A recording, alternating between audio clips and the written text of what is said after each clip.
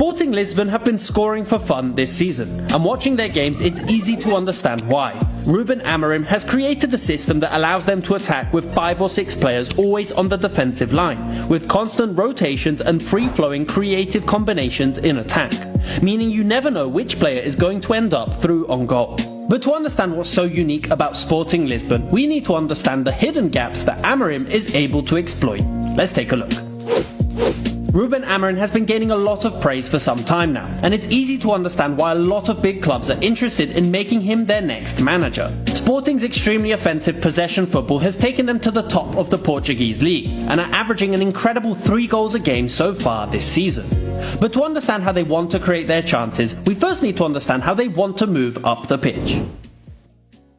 While on paper Sporting line up in a 3-4-3, their offensive shape changes very frequently depending on how far up the pitch they are. And even during build-up there are a number of different structures that emerge depending on the opposition and the players at their disposal. Amorim is a manager that wants to combine structure with fluidity, and we can instantly see that from build-up. The first rotation will see them start as a back 5 with the goalkeeper, and the most frequent rotation will see one centre-back moving into midfield as a central option.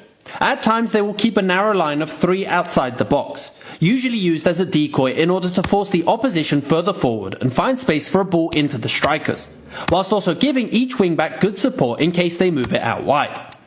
Here are a few examples of this deep line of 3 outside the box.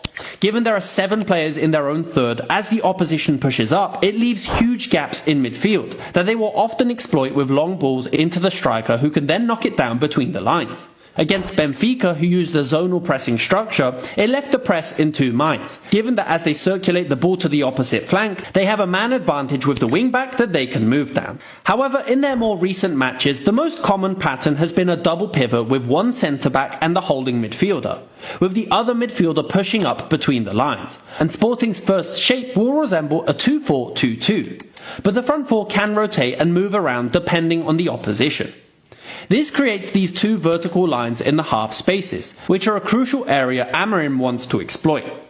This space causes a lot of issues for the opposition, as if they decide to press man for man, it frees up space out wide for them to play the ball into. If the opposition sit back, then the wing-backs or the midfielders have space to receive the ball and move up the pitch. We can see this structure in their more recent matches. While one centre-back pushes forward, one midfielder, usually Morita, will push further up behind the opposition press. In their 2 matches against Atalanta, we can see this double pivot with the centre-back and the holding midfielder. The extra player further forward meant Atalanta would struggle to close down all the players, and they could often find space to push forward. While Sporting did lose this game, this was arguably not down to how they looked to build, and there were other issues Atalanta took advantage of that we'll cover later on in the video. Given Sporting's ability to find the free player, it means they can comfortably move into the opposition's half, and it's here where we can start to see the true brilliance of Amorim's rotations.